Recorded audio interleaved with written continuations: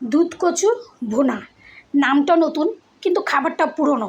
অনেকেই খেয়েছেন এই কচুর ভুনা। আজ আমিও তাই করলাম। অনেকটা সেই যে বলে না নতুন প্যাকেটে পুরনো খাবার, ঠিক তেমনি কচুটাকে ভালো করে ধুয়ে বেছে নিয়েছি। এরপর সুন্দর করে সেদ্ধ করে এই কালো পানিটা ফেলে দেবো, কারণ কালো পানিটা খেলে কিন্তু শরীরের উপকারের থেকে অপকারই বেশি হবে। তারপর একটু ভালো করে ঘুটে নিয়েছি। এরপরে একটা কড়াইয়ে দিয়ে দিয়েছি সরষা তেল। কচুর রান্নাতে কিন্তু সরষা তেলটা দারুণ লাগে। তারপরে একটু কালো জিরা, এরপর দিয়েছি জিরার গুঁড়া।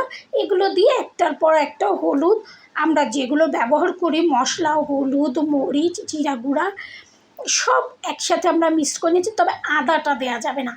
রসুন কুচি কুচি করে পেঁয়াজের সাথে দিয়ে দিয়েছি। ভালো করে ভুনা করে দারুণ একটা দুধ কচুর ভুনা রান্না করলাম। এই খাবারটা কিন্তু দারুণ মজা। গরম গরম ভাতের সাথে আপনি একদম এক প্লেট ভাত খেয়ে নেবেন। আপনার কেমন লাগলো রান্নাটা আমাকে জানাবেন প্লিজ।